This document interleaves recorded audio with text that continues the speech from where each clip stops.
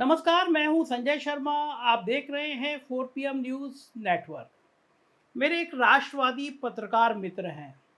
राष्ट्रवादी शब्द मैंने इसलिए किया कि मनोज मुंतशिर के बाद एक ऐसी राष्ट्रवादी जमात मुझे दिखाई देने लगी है, कवियों में, लेखकों में, पत्रकारों में।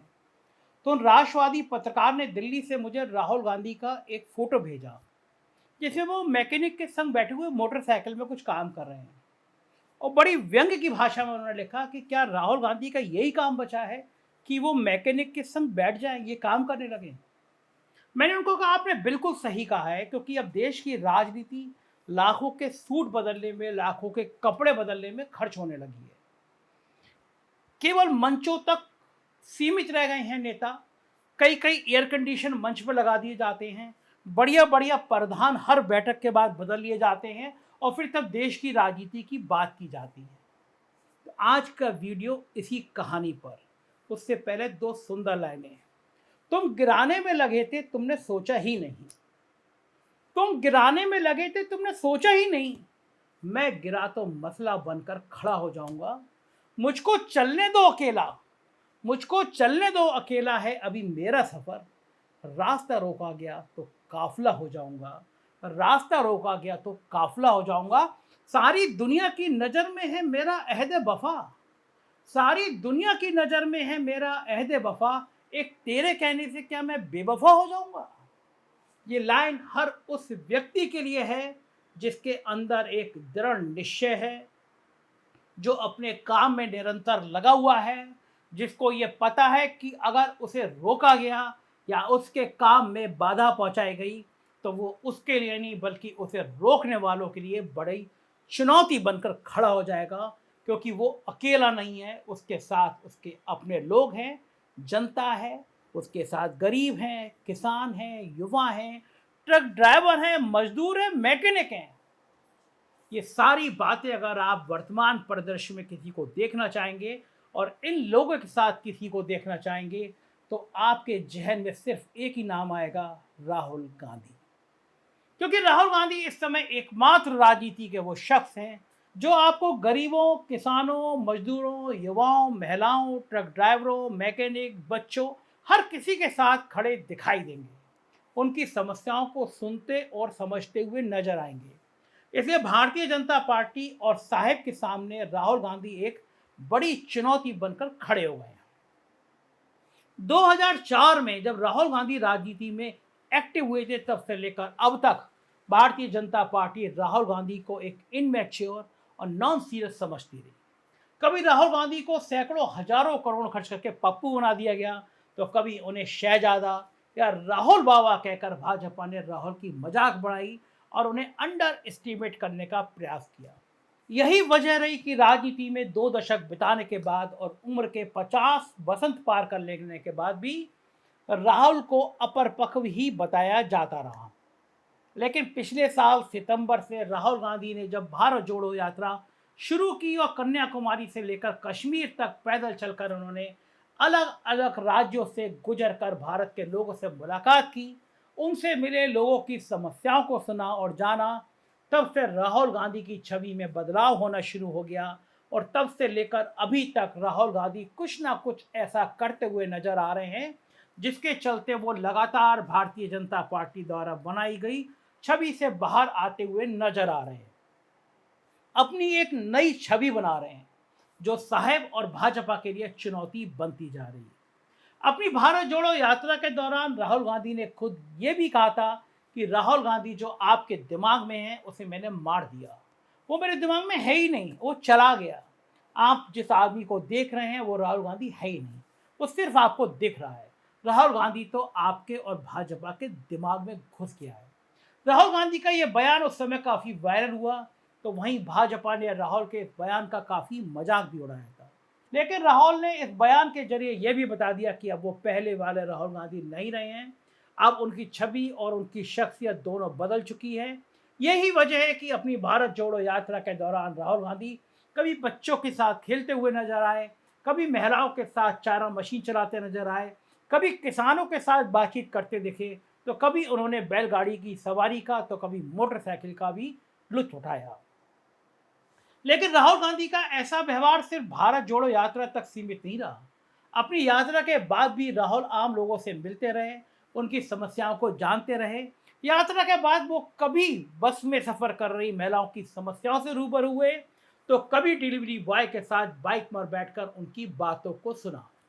कभी उन्होंने युवाओं और यूनिवर्सिटी के छात्रों के साथ संवाद किया, तो कभी ट्रक की सवारी करके रात भर चलने वाले ट्रक ड्राइवर की समस्याओं को सुना और समझा।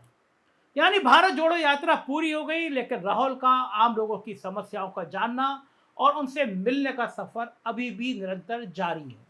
और राहुल का ये सफर, उनका ये अंदाज ही भाजपा और साहिब के लिए परेशानी का सबब बना हुआ है। अपने इस नए सफर में राहुल गांधी अब जा पहुंचे हैं दिल्ली के करोल बाग में मोटरसाइकिल के मैकेनिकों के पास, जहां उन्होंने बाइक रिपेयरिंग करना सीखा। मैकेनिकों से उनकी जिंदगी समस्याओं के बारे में जाना। यहाँ राहुल ने सिर्फ इन मैकेनिकों से उनकी समस्याओं को नहीं जाना, बल्कि उनका हाथ भी बटाया। दरअसल भारत जोड़ो यात्रा के पूरा होने के बाद भी राहुल लगातार रोजमर्रा की जिंदगी जीने वाले आम लोगों से मिल रहे हैं, उनसे बातें कर रहे हैं, उनकी समस्याओं को जानने का प्रयास कर रहे हैं। ऐसे में कहा यह भी जा रहा है कि राहुल का लगातार आम लोगों से मिलना, उनसे बातचीत करना, यह उनकी भारत जोड़ो यात्रा के दूसरे फेज का ही एक हिस्सा है। ये भारत जोड़ो यात्रा का एक अलग रंग, एक अलग अंदाज है, जहां राहुल रोज कमाने खाने वाले आम लोगों से मिल रहे हैं, उनसे बातें कर रहे हैं। राहुल की ये यात्रा लगातार पैदल चलने वाली यात्रा की बजाय अलग अलग राज्यों में रोजमर्रा की जिंदगी में रोज कमाने खाने वालों से मिलने वाली यात्रा है, क्योंकि कहा यह भी जा रहा है कि राहुल और कांग्रेस की भारत जोड़ो यात्रा की ही एक अन्य योजना का ये हिस्सा है।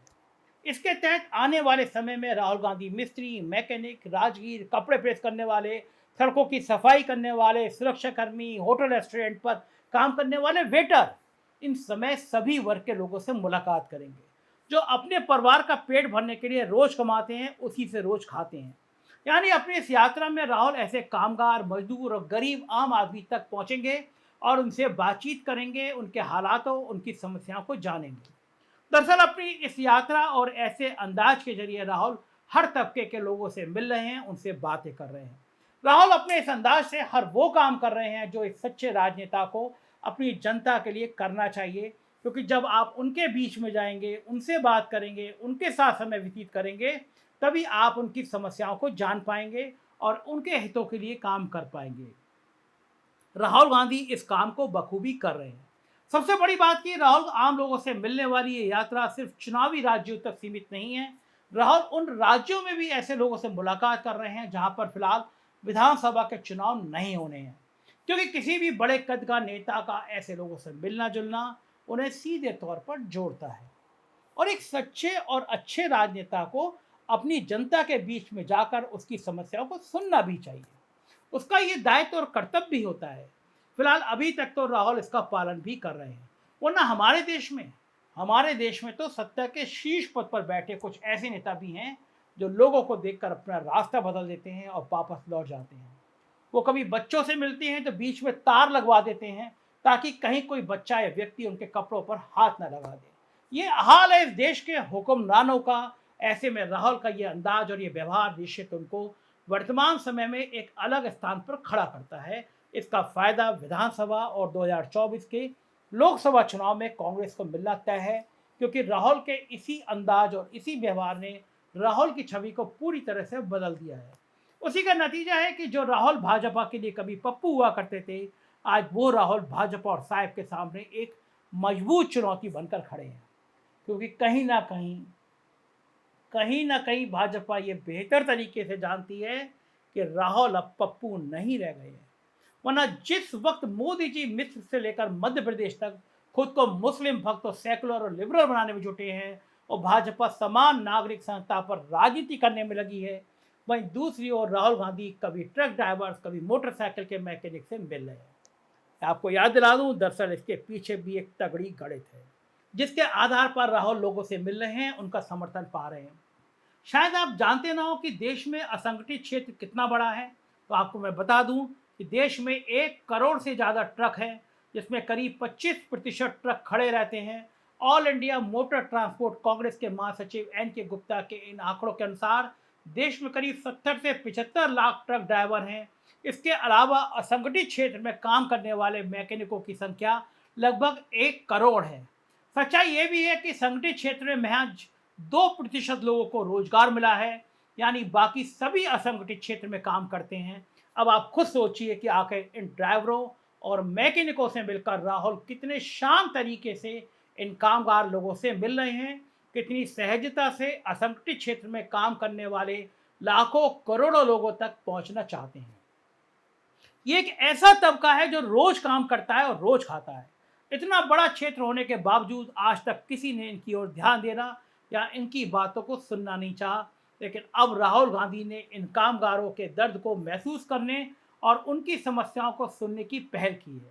सबसे बड़ी बात यह है कि राहुल जिस कामगार तबके से मिल रहे हैं, इसमें कोई जाति, धर्म, वर्ग का भेद नहीं है। इसमें क्षेत्र में आपको हर जाति, हर धर्म, हर वर्ग का कामगार मिलेगा। और यही वजह है कि राहुल इनसे मिलकर हर धर्म और हर जाति तक पहुंचना चाहते हैं, ताकि वो किसी पर्टिकुलर एक जाति या धर्म के बंधन में बंधकर नहीं रहना चाहते और ना ही सिर्फ उसी पर अपनी राजनीति को केंद्रित करना चाहते हैं। वो देश के कामगारों, श्रमिकों, मजदूरों तक पहुंचना चाहते हैं और उनका विकास करना चाहते हैं। आपने ये भी देखा होगा कि जब पिछले दिनों राहुल ट्रक में यात्रा कर रहे थे तो उन्होंने ड्राइवरों की समस्याएं पूछी थी। उन्होंने ये जानने की भी कोशिश की थी कि भारत में ट्रक ड्राइवर कितना कमा लेते हैं। इसके बाद जब वो अमेरिका में गए तो उन्होंने दोनों देशों के ट्रक ड्राइवरों के काम और पैसों के अंतर को भी समझा। अमेरिका में ट्रक चलाने वाले ड्राइवर की कमाई जानकर वो चौंक गए थे, क्योंकि अमेरिका में ट्रक चलाने वाले भारतीय ड्राइवर ने कहा था कि वो 8-10 लाख कमा लेते हैं। अमेरिका में तो ड्राइवरों का केवल भी एसी होता है, लेकिन भारत में 12-14 घंटे गाड़ी चलाने वाले ड्राइवरों के लिए पिछले दिनों 2025 से एसी केबिन अनिवार्य बनाने की घोषणा हुई है। शायद राहुल का असर देखा गया। राहुल का ये अंदाज, ये व्यवहार उन्हें बाकी सबसे अलग करता है और इसलिए वो भाजपा और साहेब के लिए परेशानी का एक सबब बने हुए हैं। वहीं अगर राहुल 2024 तक अपने इस अंदाज में चलते रहे, आम लोगों, गरीबों, मजदूरों से मिलते रहे, तो संभव है उनका ये अंदाज कांग्रेस के लिए बूस्टर का काम करेगा, क्योंकि राहुल का ऐसे लोगों से सीधे तौर पर मिलना उनको न सिर्फ लोगों से जोड़ता है बल्कि कांग्रेस को राजनीतिक रूप से मजबूत करेगा। राहुल का ये फार्मूला हिट भी माना जा रहा है। बीते कर्नाटक चुनाव में राहुल ने ऐसे ही लोगों से मुलाकात की और भारत जोड़ो यात्रा के दौरान लगातार ऐसे लोगों से मिलते रहे थे, जिसका फायदा भी कांग्रेस को कर्नाटक में मिला। इसलिए कमाने खाने वाले लोगों से मिलने के फार्मूले पर पार्टी लोकसभा के चुनाव के नजरिए से बड़ी फील्डिंग सजा रही है, क्योंकि राहुल गांधी जिस तरह से समान लोगों से मिलते हैं उससे उन लोगों का हौसला तो बढ़ता ही है, साथ ही में राहुल को उनकी समस्याओं से रूबरू होने का एक मौका देता है। यही वजह है कि राहुल जब से अपने रूप में आए हैं, आम लोगों, गरीबों, महिलाओं, मजदूरों, किसानों से मिल रहे हैं, तब से उनकी लोकप्रियता में भी काफ़ी इजाफा हुआ है। इसी कारण राहुल भाजपा और साहेब के लिए एक बड़ी चुनौती बनते जा रहे हैं, जिससे पार पाना उनके लिए मुश्किल होता नजर आ रहा है। फिलहाल अब कांग्रेस का 2024 में इसको कितना फायदा मिलेगा, यह आने वाला वक्त बताएगा। लेकिन आज स्मृति ईरानी जिस तरह राहुल गांधी पर हमलावर थी कि अमेरिका में इनसे मिले, वो जाहिर है कहीं ना कहीं भाजपा में राहुल का बढ़ता हुआ कद साबित कर रहा है। तिलमिलाए हुए हैं साहेब और तिलमिलाए हुए हैं साहेब के भक्त, लेकिन राहुल गांधी हैं वो तो चलते ही जा रहे हैं। क्या होगा राजनीति का, ये मैं आपको बताता रहूँगा। देखते रहिए 4PM।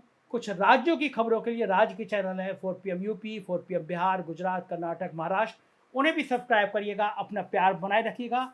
हमको फेसबुक और ट्विटर पे भी फॉलो करिएगा। हमारा आपका प्यार मिलेगा तो हम और अच्छे से काम करेंगे। शुक्रिया, थैंक यू।